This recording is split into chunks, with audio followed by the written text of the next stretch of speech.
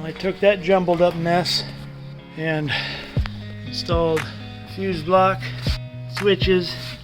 So now I have a water temperature gauge, volts, that, and my lights all right there. Today's project, I'm going to try to wire up my Rhino with a temperature gauge and some new switches, because previous owners put a switch here, here, here, here. I think this is a stock switch, and about the only ones that are hooked up I think is this one and this one. I don't know why they did it the way that they did it, but we have bought some new switches, a switch panel, and I'm going to try to wire this thing up into a fuse block and do it the best I can do it. The shop wanted $250 to do it, and it's probably worth it, but I don't got $250 to spend on something like that, and I wired up my boat by myself, so I feel confident that I can do this. And I'm going to film it for your enjoyment. So I'm trying to sort out the wiring situation in this thing. I'm not an electrician, I don't wire up a lot of vehicles, but I have a basic understanding of how wiring should be, and this is just seems like a rat's nest. Maybe somebody will be able to tell me why, for a simple on-off switch that controls the LED light, or the LED whip, it's up there. There's all of these, 1, 2, 3, 4, 5, 6 wires coming off of that. It goes down here and splits up, and I almost want to say, if I was to follow those, that they're going to go, see there, this is some of the old wiring that was just dangling down here. This is what I did for these lights. So that comes down, goes across and taps into all of that. Same with those. That's going to come down. That's going to be simple. Those are going to go into their own switch. The LED whip light runs through the roll cage, comes out right here. It's on this this cloth kind of cable or wire wrap, and that runs back to here, and that is this two, white and red, white being negative, red being positive obviously, and then that taps into this line, which goes into that one, but I just don't understand why he's got all this other stuff. So hopefully I don't screw something up, but I'm about to get a little bit destructive, start pulling wires, because it shouldn't be this complicated. It should be pretty straightforward and easy. And right now it looks pretty confusing and complicated, like I don't know what somebody was thinking, but maybe I'm in the wrong. I'm about to find out.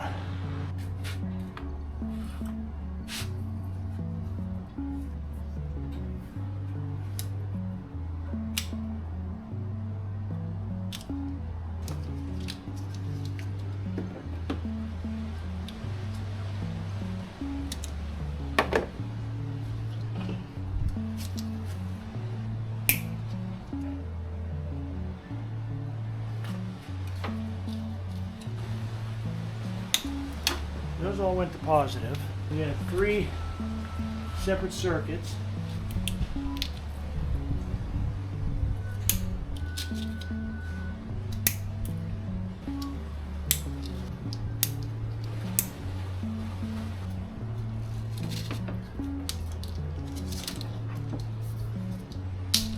Okay, I'm pretty sure these wires are for my yellow light. Almost positive of that. I'm going to check back in with you when I get this more sorted out. You don't need to sit through all of this. Alright, so what we are left with is these 2 cables, which are for the LED lights. And these 2 cables, which is for the LED whip.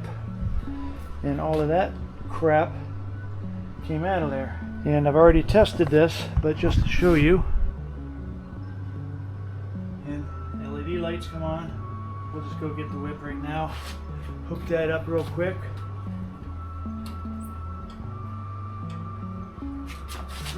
The LED whip. That should be positive. Boom. Perfect. All right, easy enough. Now we're gonna just get all this stuff wired up with the switch panel. All right, horns mounted. Kind of on a wobbly mount that it came with. We'll see how long that lasts, but that's where the horn's gonna go. Fuse block. I think I'm gonna mount it right here on the outside of the battery box. Not a very waterproof spot, but I shouldn't say this, but it's not like I'm gonna be going through a lot of deep water crossings or anything like that. And if this location becomes a problem, or if it gets wet and starts blowing fuses as a result, then I'll have to come up with another plan. The only other option would be to somehow mount it inside this battery box, but I don't see a way to do that very easily. So I think for now, I'm going to attach it right there, and we'll see what happens. If you have any better ideas, let me know. Alright, we're back from our first hardware store run. We got all the electrical connectors that I think we're going to need. Got some hardware to mount the fuse block. On the outside here, it's just hanging on there right now. It's loose. I'm test fitting everything. So now I think we're going to fire up Mr. Dremel, cut us a hole for our switch panel, and then we're going to have to figure out how we're going to wire that thing up.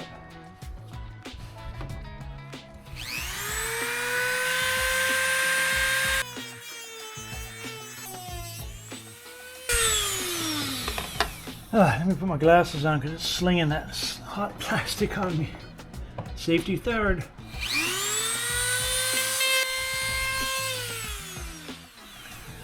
All right.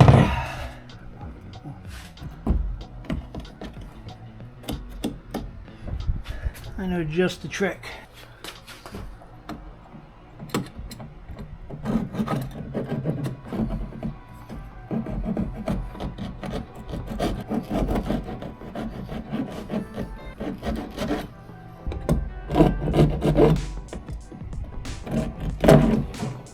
Nice.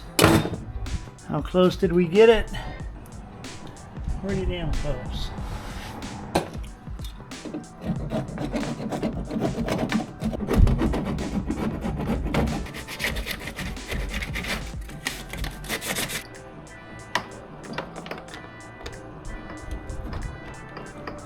Nice. Alrighty. Switch panel's gonna look good. We are gonna wire to our fuse block. This is 12 gauge wire. We're gonna hook that up to that, and then we're gonna hook up that, our negative, up to our negative. Let me go make these connectors. We'll hook them up.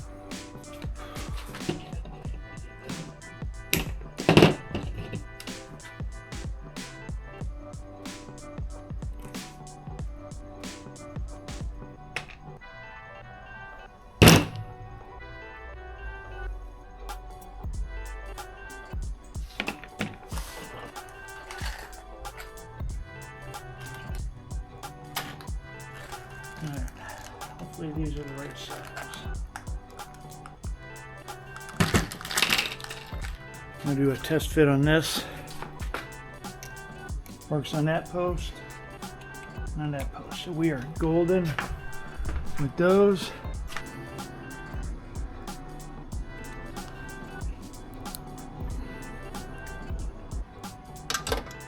Of course not.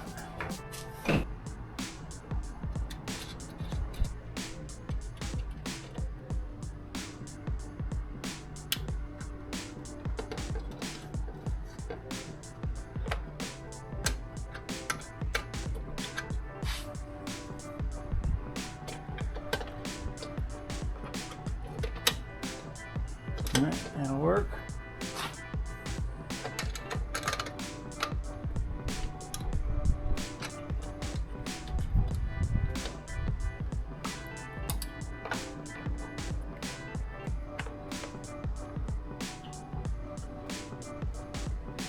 Well, we're in here. Load this stuff up with a little battery cleaner.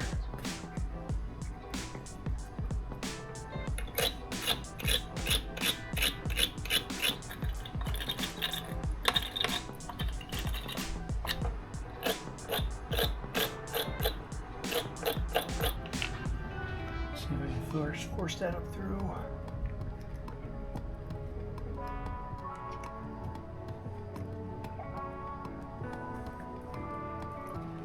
There we go. Nice. Let's tighten that down.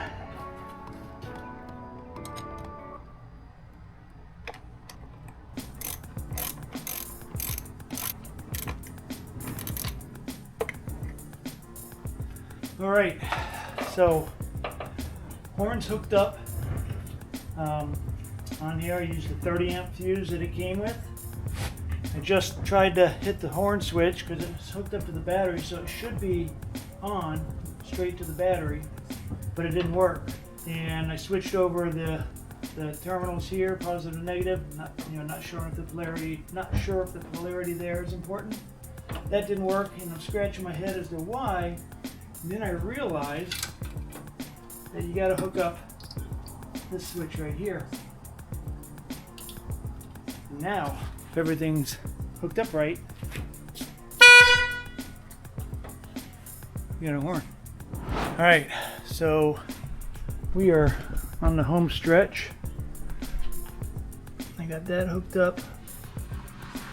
So this is the positive and negative for the LED whip, and this is the positive and negative for the yellow lights. I just got to figure out how these switches work. This is one of them that I pulled off. They're just on the outside of my comprehension of how this stuff should work. So give me a moment while I try to figure this out.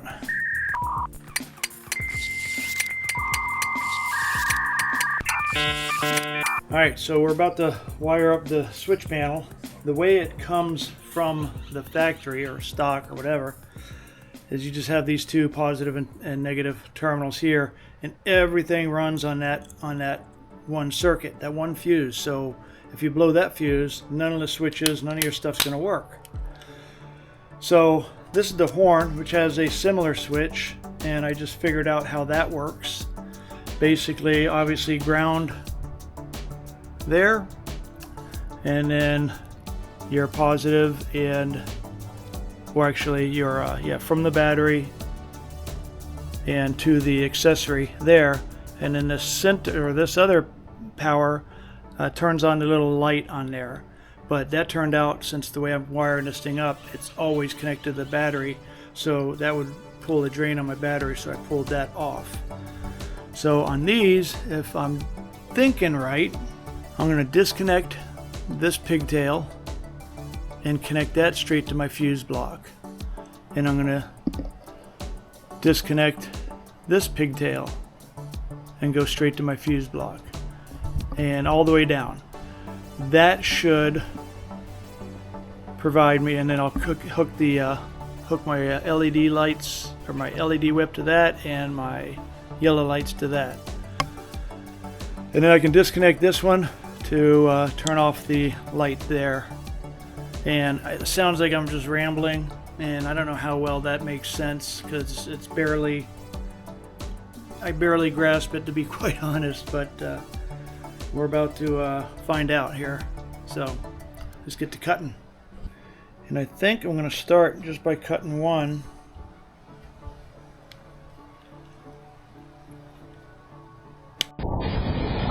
New video shows the moment a house exploded, sending shockwaves through a neighborhood.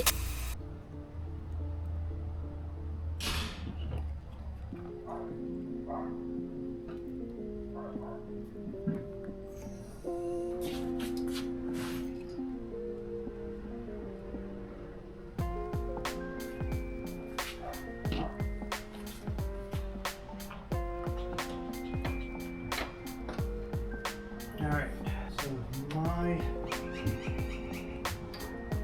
calculation is correct. Oh, I need to, right. I need to connect you to that. That.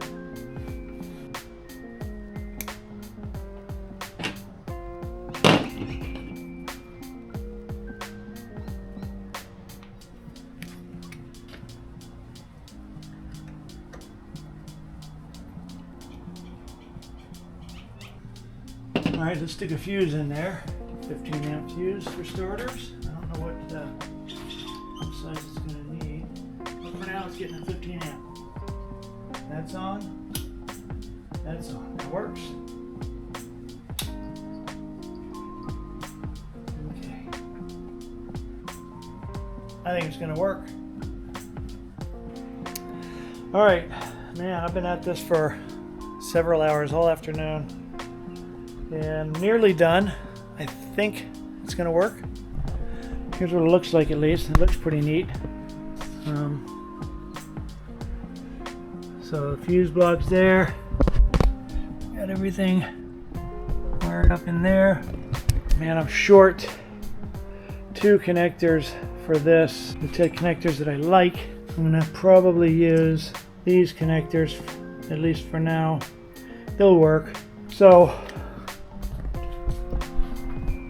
I did have to install this switch. This is going to act as a master switch for the USB stuff. And right now, these come on, but nothing else comes on. And I think that's because I don't have fuses and everything yet. So let me put fuses and everything and double check, and we'll give you an update.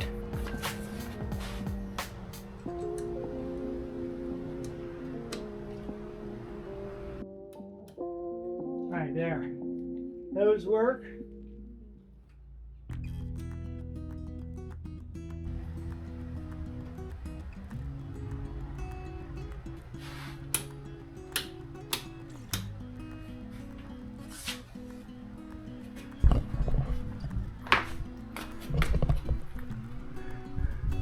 Let's see if I turn that off. So that switch turns off the USB ports so those don't drain.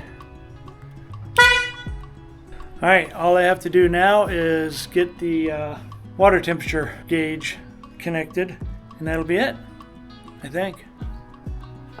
Mission accomplished, I think. So that's the wiring job. Probably about as neat as it's going to get.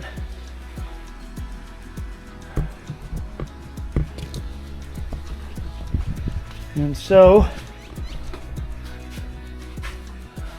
in order for the 12 volt and the temp gauge to work, I got to turn that on, otherwise it would drain my battery.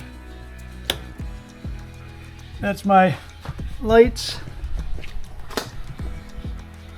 from there. That's that, and that's not hooked up to anything. And that's my horn.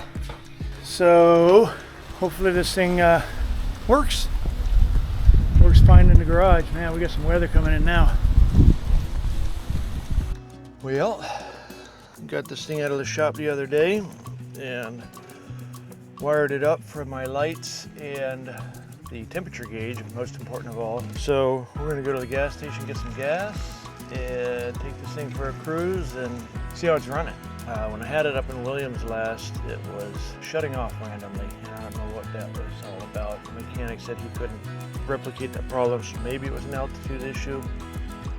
We're about to find out.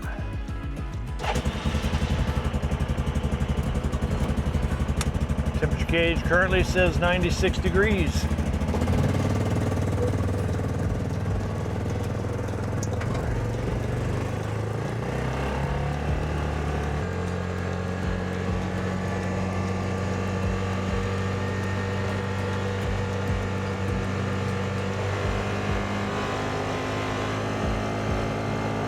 GPS is showing between 30 and 35 miles an hour before it starts to hit the rev limiter, so that's totally acceptable. Water temperature says 130, 132.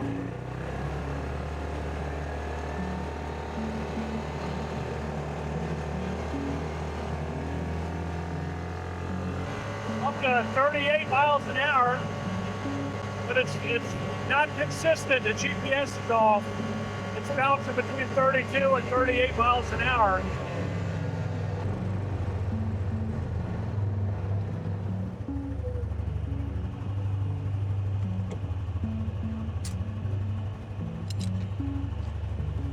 Water temps at 147.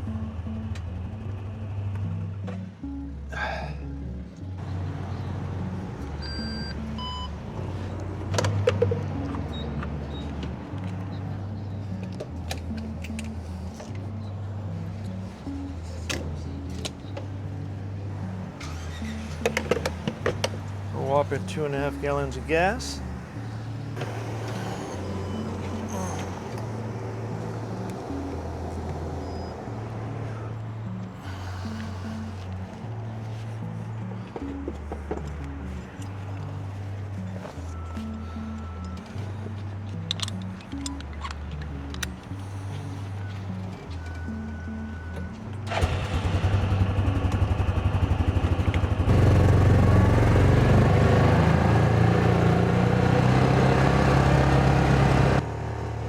We are off-road. Temps at 158.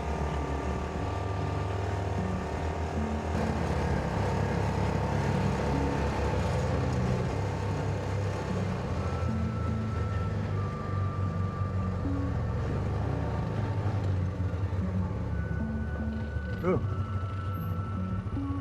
All right, temps at 165. Man, I wonder if those things are messed up. Oh yeah, they got them all blocked off again. Holy crap.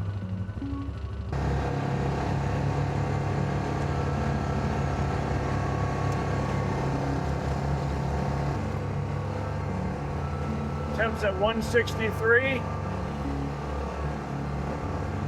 Ooh, man, there's a lot of water here. Uh-oh.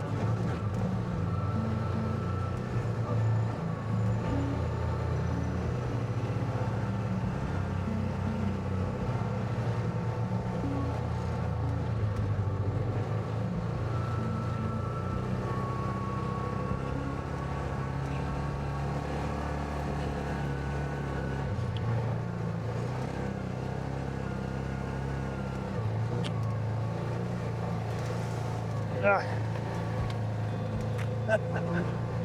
You're getting a little muddy.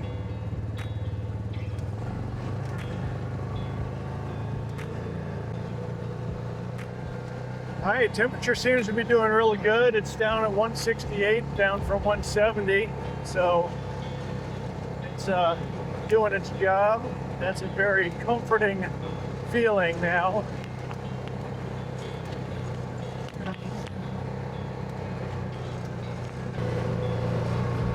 Man, it ran last night. Look at that.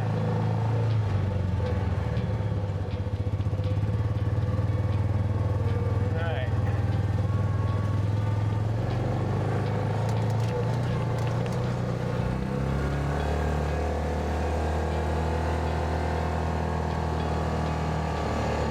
Well, I've only been out here for maybe 20 minutes, but I have not seen, ooh, that's a full beer down there. No, it's busted open. But let's do our part.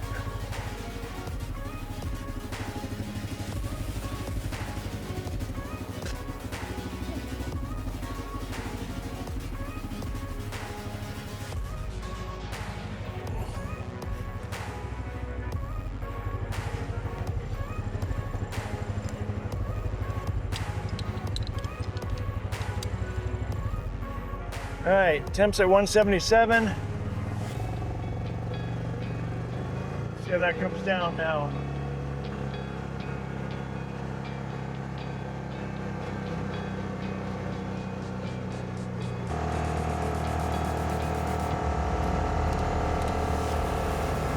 Man, I can definitely tell that when you get this thing in some big, deep mud, real muddy area, you are going to get muddy on the inside too, because my arms and my legs on my left side are feeling the little specks of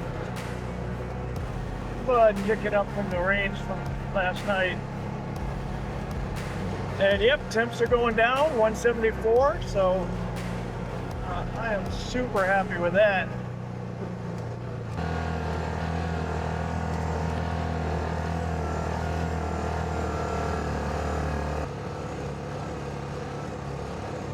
considering the suspension on this thing, I mean, the speed right now, the way it's at, it seems to be running much better than it was. I shouldn't say much better, but better than it was. And fast enough.